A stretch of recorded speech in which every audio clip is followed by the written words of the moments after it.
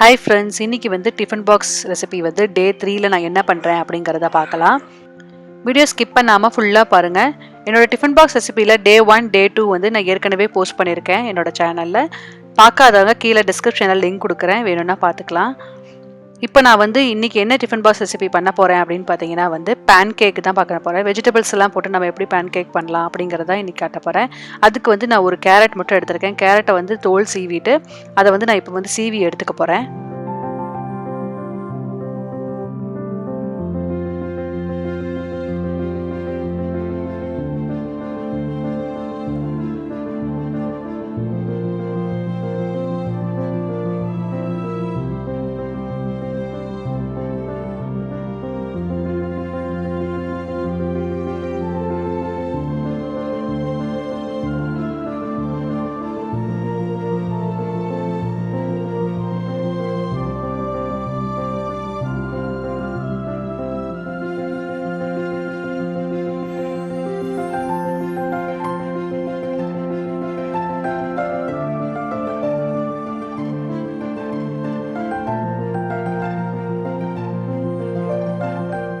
இப்போ சீவரதை வச்சு கேரட்டை நல்லா நான் வந்து இந்த மாதிரி வந்து துருவி எடுத்துக்கிட்டேன். இப்போ இதுக்கப்புறம் வந்து நான் வந்து இதில் என்ன ஆட் பண்ண போகிறேன்னா, ஒரே ஒரு தக்காளி, ஒரு ஆஃப் ஆனியன் மட்டும் நான் இதில் வந்து ஆட் பண்ண போகிறேன். இது ரெண்டையும் வந்து நான் ஃபைனாக வந்து சின்ன சின்னதாக குட்டி குட்டியாக நான் வந்து இப்போ கட் பண்ணிக்க போகிறேன்.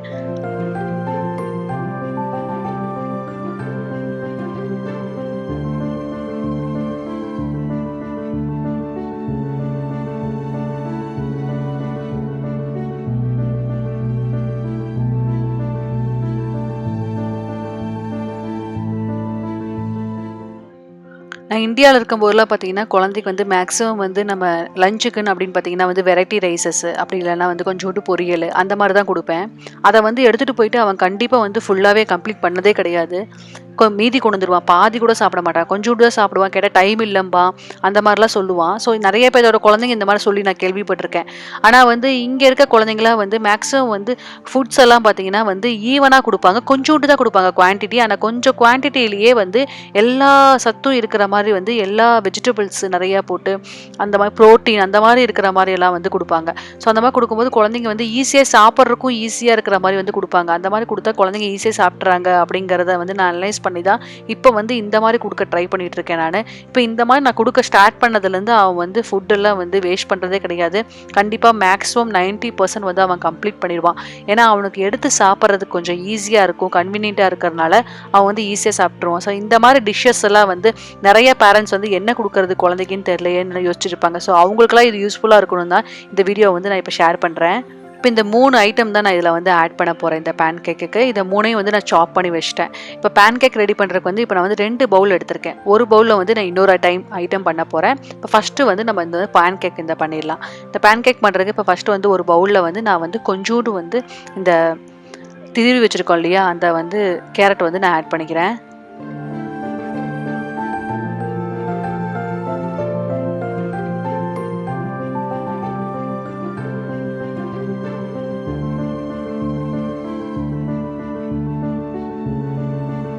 இப்போ கேரட் ஆட் பண்ணிவிட்டு நம்ம வந்து வெங்காயம் கொஞ்சம் தக்காளி அதை வந்து நான் ஆட் பண்ணிக்கிறேன். மீதி எல்லாம் வந்து நான் இன்னொரு டிஷ் அடிஷ்னலாக நான் பண்ணி கொடுக்க போகிறேன். ஸோ அதுக்காக நான் மீதியை வந்து ஸ்ப்ளிட் பண்ணி வச்சுக்கிறேன்.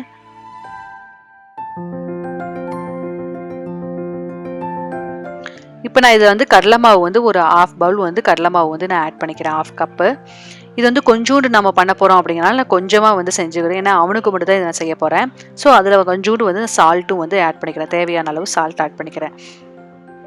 காரத்துக்கு வந்து 1/2 டீஸ்பூன் வந்து நான் மிளகாத்தூள் வந்து ஆட் பண்ணிக்கிறேன்.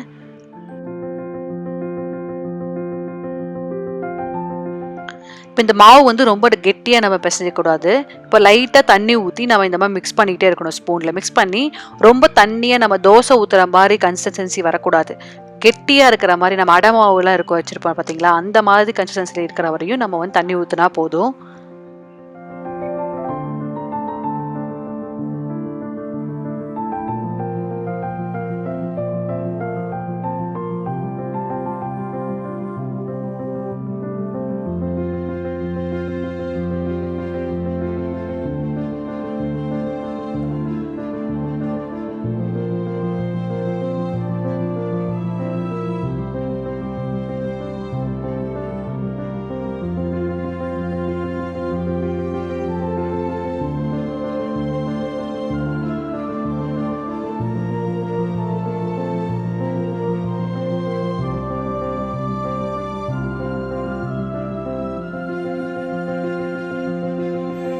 பாருங்க இந்த அளவுக்கு நம்ம வந்து நல்லா வந்து மாவை வந்து மிக்ஸ் பண்ணி விட்டுக்கணும். இப்போ இது வந்து ரொம்ப தண்ணியாவும் இல்ல, ரொம்ப கெட்டியாவும் இல்ல.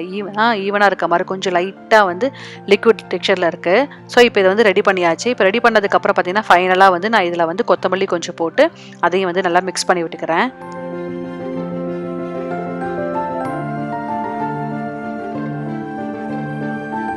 இப்போ இந்த பேன்கேக் பண்ணுறதுக்கு வந்து என்கிட்ட வந்து ஒரு ஊத்தாப்பம் தவா குட்டியா இருக்கு. ஸோ அதில தான் நான் இன்னைக்கு செய்ய போறேன். ஸோ இது வந்து ஷேப்ஸ் முதற்கொண்டு எனக்கு வந்து நல்லா பெர்ஃபெக்ட்டா வரும் அப்படிங்கிறனால நான் இது வந்து வாங்கி வச்சிருக்கேன். ஸோ குழந்தைங்களுக்கு வந்து நம்ம தோசைக்கல்ல ஊத்துனோம் அப்படின்னா வந்து ஷேப்ஸ் மாறும். நம்ம ஒரு பக்கம் ஊத்துவோம், ஒரு பக்கம் வேற பக்கம் போவோம். அந்த மாரி இருக்கிறனால நான் இது வந்து வாங்கி வச்சிருக்கேன். ஸோ இது ரொம்ப யூஸ்ஃபுல்லா இருக்கு. கல்லு நல்லா காஞ்சதுக்கு அப்புறம் ஆயில் விட்டுட்டு அதில வந்து ஒவ்வொரு குழியிலயும் வந்து இந்த பேட்டர வந்து நான் ஃபில் பண்ணிக்கிறேன். இது வந்து நம்ம கடலை மாவுங்கிறனால கொஞ்சம் வேகறக்கு லேட் ஆகும். ஸோ அதனால நம்ம என்ன பண்ணணும், கொஞ்சமா நம்ம வச்சா போதும். ரொம்ப மொத்தமா நம்ம வந்து சுட்டுட்டோம் அப்படின்னா நடுவுலலாம் வேகாது. ஸோ லைட்டா கொஞ்சமா மட்டும் நம்ம இத வச்சுக்கணும்.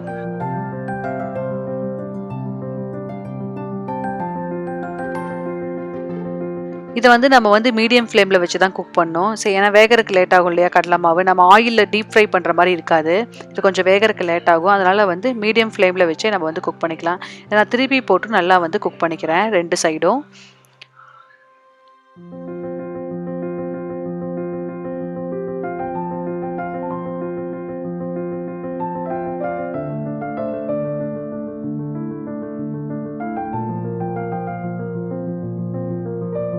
இப்ப 2 சைடும் நல்லா வெந்துருச்சு. ஸோ இத வந்து நான் பிளேட்ல ட்ரான்ஸ்ஃபர் பண்ணிடுறேன்.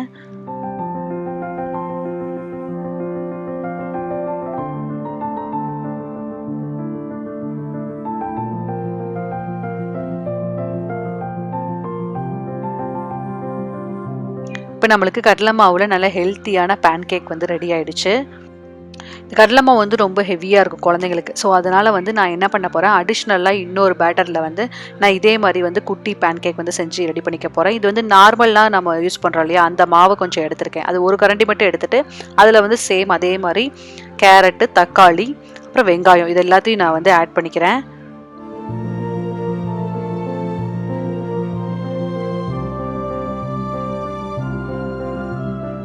கொஞ்சோண்டு அதுலயும் வந்து சால்ட் ஆட் பண்ணி, இப்போ அதையும் நல்லா வந்து மிக்ஸ் பண்ணி விட்டுக்கிறேன்.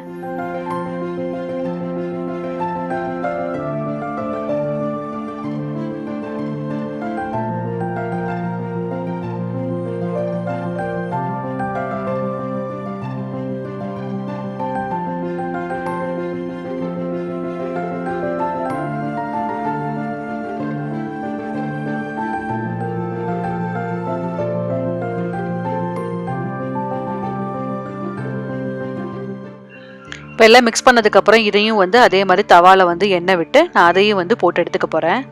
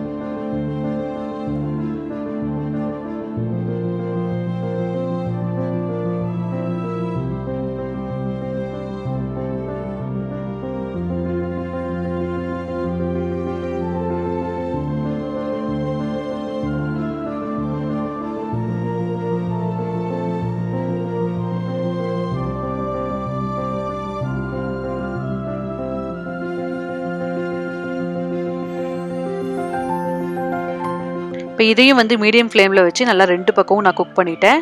ஸோ இதையும் வந்து நான் பிளேட்ல எடுத்து ட்ரான்ஸ்ஃபர் பண்ணிக்கிறேன்.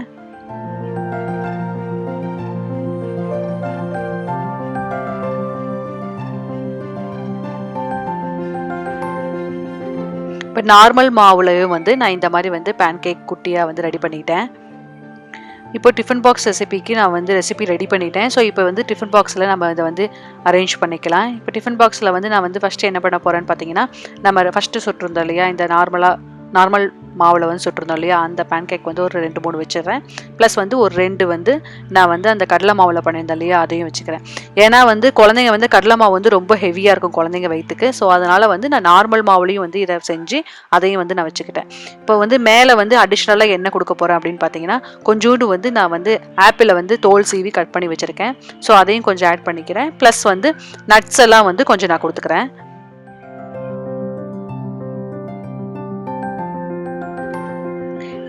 இந்த டே 3ல வந்து நான் இப்படி தான் வந்து டிஃபன் பாக்ஸ் வந்து அவனுக்கு பேக் பண்ணியிருக்கேன். இன்றைக்கி நான் ஷேர் பண்ண இந்த டே 3 டிஃபன் பாக்ஸ் ரெசிபி உங்களுக்கு பிடிச்சிருக்குன்னு நினைக்கிறேன். பிடிச்சிருந்தா லைக் பண்ணுங்கள். என்னோட சேனலை என்ன நீங்கள் சப்ஸ்கிரைப் பண்ணல அப்படின்னா மறக்காமல் சப்ஸ்கிரைப் பண்ணுங்கள். பக்கத்தில் இருக்க பெல் ஐக்கானை கிளிக் பண்ணி ஆளுங்கிற பட்டனை ப்ரெஸ் பண்ணுங்கள். அப்போ தான் நான் ரெகுலராக போடுற வீடியோ நோட்டிஃபிகேஷன் உங்களுக்கு கிடைக்கும்.